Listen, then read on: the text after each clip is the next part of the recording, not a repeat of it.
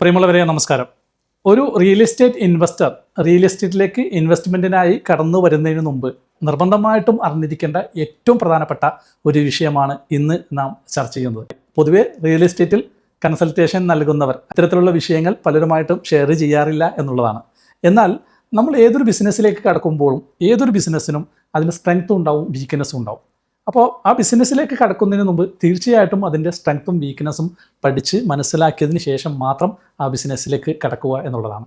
ഇവിടെ റിയൽ എസ്റ്റേറ്റിലും ഒരു real estate ബിസിനസ്സിലും real estate ഇൻവെസ്റ്റ്മെൻറ്റിലും അതിൻ്റേതായ ഗുണങ്ങളുണ്ട്, അതിൻ്റേതായ ചില ദോഷങ്ങളുമുണ്ട് എന്നുള്ളതാണ്.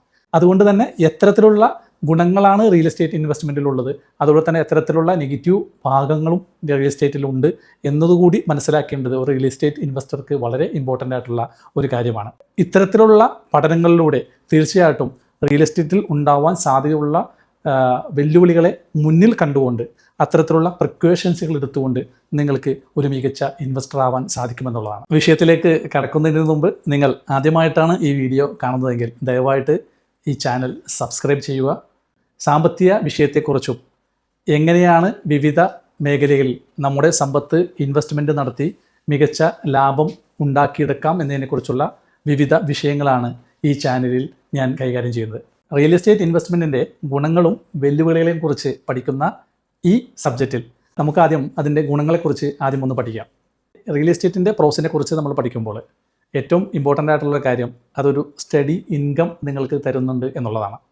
നിങ്ങളൊരു അപ്പാർട്ട്മെൻറ്റിൽ ഇൻവെസ്റ്റ്മെൻറ്റ് നടത്തിയാൽ അതിലൂടെ നിങ്ങൾക്ക് കൃത്യമായിട്ടുള്ള ഒരു മന്ത്ലി ഇൻകം, ഒരു വരുമാനം നിങ്ങൾക്ക് അത് നൽകുന്നുണ്ട് എന്നുള്ളതാണ് അതിൻ്റെ ഒന്നാമത്തെ ഒരു പ്രത്യേകത എന്ന് പറയുന്നത്. രണ്ടാമത്തെ ഒരു പ്രത്യേകത എന്ന് പറയുന്നത് റിയൽ എസ്റ്റേറ്റ് ഒരു ലോങ് ടൈമിൽ ഒരു വലിയ അപ്രിസിയേഷൻ നിങ്ങൾക്ക് തരുന്നുണ്ടെന്നുള്ളതാണ്. സാധാരണ രീതിയിൽ നിങ്ങളൊരു 500,000 നിങ്ങളൊരു പ്രോപ്പർട്ടിയോ അതല്ലെങ്കിൽ ഒരു അപ്പാർട്ട്മെൻറ്റോ നിങ്ങൾ ഇൻവെസ്റ്റ്മെൻറ്റ് നടത്തിയാൽ അതൊരു 1-2 കൊല്ലത്തിനുള്ളിൽ 2-3 കൊല്ലത്തിനുള്ളിലൊക്കെ നല്ലൊരു ഏരിയയിലാണ് നിങ്ങൾ ഇൻവെസ്റ്റ്മെൻറ്റ് നടത്തണമെങ്കിൽ അത് നിങ്ങൾക്ക് ഡബിൾ പ്രൈസിൽ നിങ്ങൾക്കത് കൊടുക്കാൻ സാധിക്കുമെന്നുള്ളതാണ്. അപ്പോൾ അതാണ് ഒരു രണ്ടാമത്തെ ഒരു ഗുണം എന്ന് പറയുന്നത്. മൂന്നാമത്തെ ഒരു പ്രത്യേകത എന്ന് പറയുന്നത് അതിൻ്റെ ലിവറേജ് പവറാണ്. നമുക്കൊരു റിയൽ എസ്റ്റേറ്റിൽ ഇൻവെസ്റ്റ് ചെയ്യണമെങ്കിൽ ഇപ്പോൾ ലെക്സേ ഒരു 1 million നമുക്കതിൽ ഇൻവെസ്റ്റ് ചെയ്യാൻ വേണ്ട എമൗണ്ട് എങ്കിൽ നമുക്ക് അത്രയും പൈസ നമുക്ക് ആവശ്യമില്ല. നമുക്കതിൻ്റെ ഒരു 20% മറ്റോ നമുക്കതിൽ മതി. ആ പൈസ വച്ചിട്ട് നമുക്ക് ആ റിയൽ എസ്റ്റേറ്റിൽ ഇൻവെസ്റ്റ്മെൻറ്റ് സ്റ്റാർട്ട് ചെയ്യാം. ബാക്കി വരുന്ന പണം നമുക്ക് ഡയറക്റ്റ് ഡെവലപ്പറിൻ്റെ അടുത്തേക്ക് 2 വർഷത്തിനുള്ളിലോ 3 വർഷത്തിനുള്ളോ 5 വർഷത്തിനുള്ളോ 6 വർഷത്തിൽ വരെയും ഡയറക്റ്റ് ഡെവലപ്പറിൻ്റെ അടുത്തേക്കുള്ള പേയ്മെൻറ്റ് പ്ലാനുള്ള പല പ്രൊജക്റ്റുകളും. അപ്പോൾ മൊത്തം വരുന്ന 1 million 5 വർഷത്തേക്കുള്ളിലൊക്കെ അടിച്ച് തീർത്താൽ മതി എന്നുള്ളതാണ്. അപ്പോൾ അതിനൊരു ലിവറേജ് ബെനിഫിറ്റ് ഉണ്ട്. അതുപോലെ തന്നെ ചില ആളുകൾ വായ്പ ഇനത്തിലൊക്കെ വാങ്ങിയിട്ട് അതും ഉപയോഗപ്പെടുത്തുന്ന ആളുകളുമുണ്ട്. അപ്പോൾ അത്തരത്തിലുള്ള ഒരു വലിയൊരു ലിവറേജ് ബെനിഫിറ്റ് അതിനുണ്ട് എന്നുള്ളതാണ് റിയൽ എസ്റ്റേറ്റിൻ്റെ മറ്റൊരു പ്രത്യേകത എന്ന് പറയുന്നത്. വേറൊരു പ്രത്യേകത എന്ന് പറയുന്നത് അതിൻ്റെ ഒരു ടാക്സ് ബെനിഫിറ്റാണ്. ടാക്സ് ബെനിഫിറ്റ് പല രാജ്യങ്ങളും റിയൽ എസ്റ്റേറ്റിലെ പ്രോഫിറ്റിനൊക്കെ അതിൽ കിട്ടുന്ന ഒരു വരുമാനത്തിനൊന്നും ടാക്സ് ഫ്രീ ആണെന്നുള്ളത് പല രാജ്യങ്ങളിലും അതുണ്ട് എന്നുള്ളതാണ്. അപ്പോൾ റിയൽ എസ്റ്റേറ്റിലെ ഇൻവെസ്റ്റ്മെൻറ്റുകൾക്ക് അതിനൊരു ടാക്സ് ബെനിഫിറ്റുകൾ പല രാജ്യങ്ങളും നൽകുന്നതുകൊണ്ട് തന്നെ അതിലൊരു ടാക്സ് ബെനിഫിറ്റ് നമുക്കതിൽ ലഭിക്കുന്നുണ്ട് എന്നുള്ളതാണ്. പിന്നെ വേറൊരു കാര്യം എന്ന് പറയുന്നത് നമുക്ക് ഏതൊരു ബിസിനസ്സിലും കിട്ടാത്തൊരു കാര്യമാണ് റിയൽ എസ്റ്റേറ്റ് നമ്മൾ ഇൻവെസ്റ്റ്മെൻറ്റ് ചെയ്യുമ്പോൾ അതൊരു ഫിസിക്കൽ അസറ്റാണ്. അത് നമുക്കത് കാണാനും അത് ആസ്വദിക്കാനും അത് പറ്റുന്നുണ്ട് എന്നുള്ളതാണ്. അപ്പോൾ അത്തരത്തിലുള്ള കുറച്ച് കാര്യങ്ങൾ ഇതിനൊരു ഗുണമായിട്ട് നമുക്ക് വേണമെങ്കിൽ ഏറ്റവും ഷോർട്ടായിട്ട് പറഞ്ഞു തീർക്കാൻ സാധിക്കുന്ന കാര്യങ്ങളാണ്. ഇനി റിയൽ എസ്റ്റേറ്റിൻ്റെ ചാലഞ്ചസുകൾ എന്തൊക്കെയാണ്? ഇത് വളരെ കൃത്യമായിട്ട് ഓരോ ഇൻവെസ്റ്ററും പഠിച്ച് മനസ്സിലാക്കിയിരിക്കണം. അതിൽ ഒന്നാമത്തെ ചാലഞ്ച് എന്ന് പറയുന്നത് ഇതിൻ്റെ ലിക്വിഡിറ്റി ഇഷ്യൂ ആണ്. ലിക്വിഡിറ്റി എന്ന് പറയുമ്പോൾ നിങ്ങൾക്ക് പെട്ടെന്ന് ആവശ്യമുള്ള ഒരു പണം ഒരു കാരണവശത്താലും നിങ്ങൾ റിയൽ എസ്റ്റേറ്റിൽ ഇൻവെസ്റ്റ്മെൻറ്റ് ചെയ്യരുത് എന്നുള്ളതാണ്. നമ്മൾ ഉദ്ദേശിക്കുന്ന സമയത്ത് നമുക്കൊരു പെട്ടെന്നൊരു പണത്തിന് ആവശ്യം വന്നു. ആ ആവശ്യമുള്ള സമയത്ത് പെട്ടെന്ന് നമ്മുടെ അപ്പാർട്ട്മെൻറ്റോ നമ്മുടെ ഇൻവെസ്റ്റ് ചെയ്ത പ്രോപ്പർട്ടിയോ വട്ടവർ അത് നമുക്ക് പെട്ടെന്ന് വിറ്റ് ഒഴിവാക്കി ആ പണം നമുക്ക് നേടാൻ സാധിക്കുമെന്ന് നിങ്ങൾ പ്രതീക്ഷിക്കരുത്. ചിലപ്പോൾ നമുക്ക് ഉദ്ദേശിക്കുന്ന അപ്പാർട്ട്മെൻറ്റ് കൊടുത്ത് അത് ക്ലിയർ ആവാൻ 1 ആഴ്ച എടുക്കാം, 2 ആഴ്ച എടുക്കാം, 1 മാസം എടുക്കാം, 6 മാസം എടുക്കാം. അതുപോലെ തന്നെ അതിൻ്റെ ഫണ്ട് നമുക്ക് നമ്മുടെ കയ്യിലേക്ക് കിട്ടാനും കുറച്ച് സമയം എടുക്കും. അപ്പോൾ നിങ്ങൾ ഉദ്ദേശിക്കുന്ന സമയത്ത് പെട്ടെന്ന് കൊടുത്ത് ഒഴിവാക്കാൻ പറ്റുന്ന ഒരു കാര്യമല്ല എന്ത് റിയൽ എസ്റ്റേറ്റ് എന്ന് പറഞ്ഞാൽ. അപ്പോൾ ലിക്വിഡിറ്റി ഏറ്റവും വലിയൊരു ഇഷ്യൂ ആണ്. അപ്പോൾ അതുകൊണ്ട് തന്നെ നിങ്ങൾക്ക് എമർജൻസി ആയിട്ടുള്ള ഫണ്ടുകൾ ഉപയോഗിച്ചുകൊണ്ട് ഒരു കാരണവശത്താലും നിങ്ങൾ റിയൽ എസ്റ്റേറ്റിൽ ഇൻവെസ്റ്റ്മെൻറ്റ് ചെയ്യരുത് എന്നുള്ളതാണ് ഇതിൽ ഏറ്റവും ഇമ്പോർട്ടൻ്റ് ആയിട്ട് ശ്രദ്ധിക്കേണ്ട ഒരു കാര്യം. രണ്ടാമത്തെ ഒരു കാര്യം എന്ന് പറയുന്നത് റിയൽ എസ്റ്റേറ്റിൽ ഒരിക്കലും നമ്മൾ ഗ്രീഡി ആവാൻ പാടില്ല. പൊതുവേ റിയൽ എസ്റ്റേറ്റിൽ പെട്ടുപോകുന്ന ആളുകളുടെ ഏറ്റവും ഒരു ഇമ്പോർട്ടൻ്റ് ആയിട്ടുള്ള കാര്യമായിട്ട് ഞാൻ നോട്ട് ചെയ്തിട്ടുള്ളത് അവർ പലരും ഗ്രീഡി ആയിട്ടുണ്ടെന്നുള്ളതാണ്. കാരണം ബാങ്കിൽ നിന്നോ പല ഇൻസ്റ്റിറ്റ്യൂഷൻസിൽ നിന്നോ നിങ്ങൾക്ക് ചിലപ്പോൾ ലോണോ മറ്റു സർവീസുകളോ ഒക്കെ കിട്ടും. നമ്മൾ ഉദ്ദേശിച്ച നമുക്ക് നമ്മുടെ ഒരു കപ്പാസിറ്റിയുടെ അപ്പുറത്തുള്ള ലോണുകളൊക്കെ ചിലപ്പോൾ കിട്ടിയേക്കാം. ഇങ്ങനെ കിട്ടുന്നുണ്ട് എന്ന് വിചാരിച്ച് നമുക്ക് അൺകൺട്രോളബിൾ ആയിട്ടുള്ള ഒട്ടും മാനേജ് ചെയ്യാൻ പറ്റാത്ത വലിയ എമൗണ്ടുകൾ ലോണായിട്ട് വാങ്ങിക്കൂട്ടി അത് ഉപയോഗിച്ച് നിങ്ങൾ റിയൽ എസ്റ്റേറ്റ് ഇൻവെസ്റ്റ് ചെയ്തിട്ട് അത് എങ്ങനെയെങ്കിലും മാനേജ് ചെയ്യാന്നുള്ള പ്രതീക്ഷയിൽ ഒരിക്കലും റിയൽ എസ്റ്റേറ്റിൽ ഇൻവെസ്റ്റ്മെൻറ്റ് നടത്തരുത്. നിങ്ങൾക്ക് മാനേജ് ചെയ്യാൻ പറ്റുന്ന ഒരു പണം മാത്രമാണ് കടമായിട്ട് നിങ്ങൾ വാങ്ങാൻ പാടുള്ളൂ. ആ പണം ഉപയോഗിച്ച് മാത്രമാണ് നിങ്ങൾ ഇൻവെസ്റ്റ് ചെയ്യാൻ പാടുള്ളൂ. അപ്പോൾ അതുകൊണ്ട് തന്നെ ഇതിൻ്റെ ഏറ്റവും ഇമ്പോർട്ടൻ്റ് ആയിട്ടുള്ള കാര്യമാണ് ഒരിക്കലും റിയൽ എസ്റ്റേറ്റിൽ ഗ്രീഡി ആവാൻ നോക്കരുത്. നമ്മുടെ അവസ്ഥ മനസ്സിലാക്കി നമ്മുടെ സാമ്പത്തിക നില അതിനനുസരിച്ച് മാത്രം നിങ്ങൾ റിയൽ എസ്റ്റേറ്റിൽ ഇൻവെസ്റ്റ്മെൻറ്റ് ചെയ്യാൻ ശ്രമിക്കുക. പിന്നെ ശ്രദ്ധിക്കേണ്ട ഏറ്റവും ഇമ്പോർട്ടൻ്റ് ആയിട്ടുള്ള ഒരു കാര്യം, ഏതൊരു ബിസിനസ്സിലും ഉള്ളതുപോലെ റിയൽ എസ്റ്റേറ്റിലും നിങ്ങൾ ശ്രദ്ധിക്കേണ്ടത് ഇതിൻ്റെ ഒരു വേസ്റ്റ് സിനാരിയോയെക്കുറിച്ച് എപ്പോഴും ഒരു ധാരണ ഉണ്ടായിരിക്കണം. ഒരു വേസ്റ്റ് സിനാരിയോ, ഇപ്പോൾ ലെറ്റ്സ് എക്സാമ്പിൾ, നിങ്ങൾ ഇൻവെസ്റ്റ് ചെയ്ത ഒരു അപ്പാർട്ട്മെൻറ്റ് നമ്മൾ ഉദ്ദേശിച്ച സമയത്തിനുള്ളിൽ കൊടുക്കാൻ പറ്റിയില്ലെങ്കിൽ അതിനെപ്പറ്റി നമ്മൾ ശ്രദ്ധിക്കണം. എത്ര നാൾക്കുള്ളിൽ നമുക്കിത് കൊടുക്കാൻ പറ്റും. അപ്പോൾ നമ്മളൊരു അപ്പാർട്ട്മെൻറ്റ് വാങ്ങുമ്പോൾ അത് കൊടുക്കാൻ തീരുമാനിച്ചാൽ നമുക്ക് നമ്മുടെ കയ്യിലേക്ക് ഫണ്ട് കിട്ടാൻ ഒരു ടൈമുണ്ട്, ഒരു കാലമുണ്ട്. ആ കാലത്തെക്കുറിച്ച് നമുക്ക് ധാരണ ഉണ്ടായിരിക്കും. അതാണ് എൻ്റെ ഒരു വേസ്റ്റ് സിനാരിയോ എന്നത്.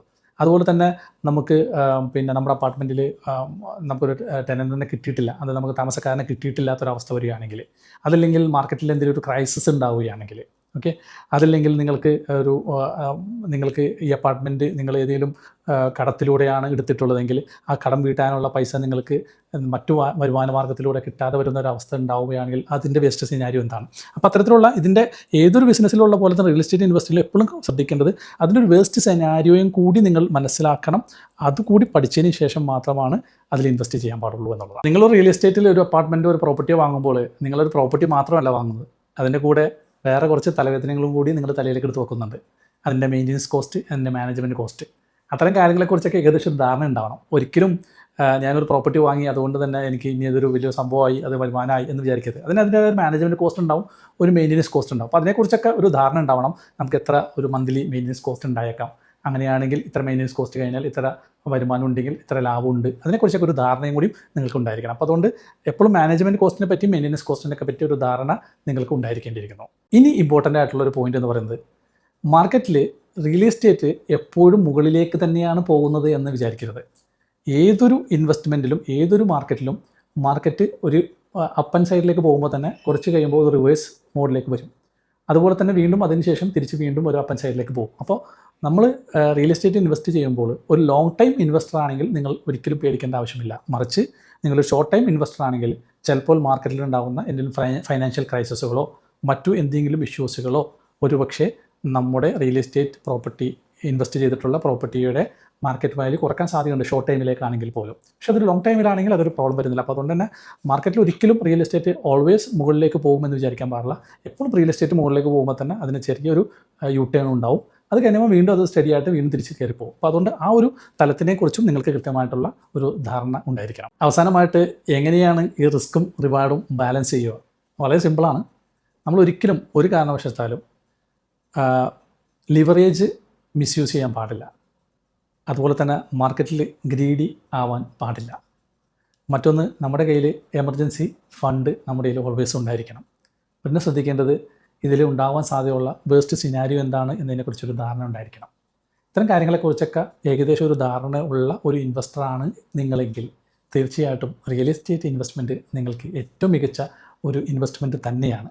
കാരണം ലോകത്തുള്ള ഏറ്റവും മികച്ച സമ്പന്നരായിട്ടുള്ള ആളുകളിൽ ബഹുഭൂരിപക്ഷം ആളുകളും അവർ സമ്പന്നരായത് തന്നെ അവരുടെ ഏറ്റവും വിദഗ്ധമായിട്ടുള്ള റിയൽ എസ്റ്റേറ്റ് ഇൻവെസ്റ്റ്മെൻറ്റിലൂടെ മാത്രമാണ്.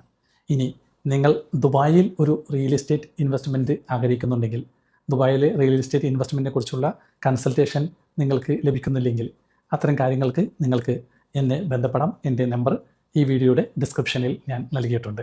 മറ്റൊരു എപ്പിസോഡുമായി അടുത്ത ദിവസം. നന്ദി, നമസ്കാരം.